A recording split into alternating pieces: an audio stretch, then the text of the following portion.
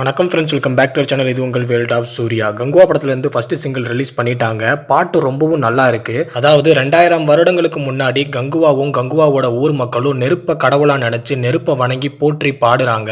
So முழுக்க முழுக்க நெருப்பை பற்றி தான் பாட்டில் பாடுறாங்க.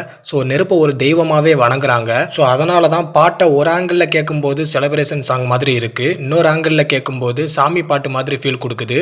அண்ட் அது மட்டும் இல்லாமல் அதில் சூர்யா அண்ணாவோட லுக்காக இருக்கட்டும், அதில் அவர் ஆடுற டான்ஸாக இருக்கட்டும், டிஎஸ்பியோட மியூசிக்காக இருக்கட்டும், எல்லாமே செம்மையாக வைப் கொடுக்குது. அதாவது அன்பான ஃபேன்ஸ் எல்லாருக்குமே இந்த சாங் ரொம்பவும் பிடிச்சிருக்கு.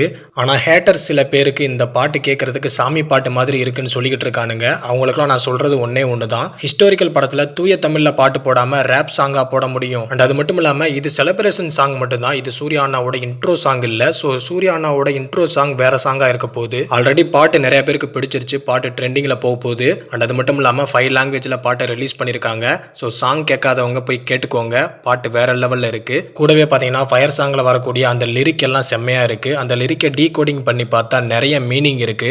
அதாவது நெருப்பால் காட்டில் வாழ்கிற மக்களாக இருக்கட்டும், அங்கே வாழ்கிற விலங்குகளாக இருக்கட்டும், என்ன மாதிரி பிரச்சனைகளை சந்திக்கிறாங்க, அண்ட் அதே நெருப்பை அவங்க ஏன் கடவுளாக வணங்கி போற்றி பாடுறாங்க அப்படின்றது தான் இந்த படத்தோட ஒரு மையக்கருவாகவே இருக்க போகுதுன்னு நினைக்கிறேன். ஸோ டிஎஸ்பியோட பீட் செம்மையாக இருக்கு, டான்ஸ் ஆடணும் போல தோணுது. ஸோ சாங் வேற லெவலில் இருக்கு.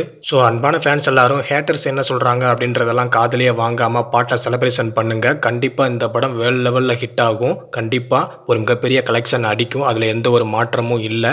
ஸோ வெயிட் பண்ணி பாருங்க. இன்னைக்கு ஈவினிங் வாடிவாசல் படத்துல இருந்தும் அப்டேட் வந்தாலும் வரலாம். அப்படி இல்லைன்னா சூர்யா 44 படத்துல இருந்து டைட்டில் டீசர் அப்டேட் வந்தாலும் வரலாம். ஸோ அது வரைக்கும் அன்பான ஃபேன்ஸ் காத்திருப்போம். மறக்காம அன்பான ஃபேன்ஸ் நம்ம சேனலுக்கு சப்போர்ட் பண்ணுங்க. தேங்க்யூ.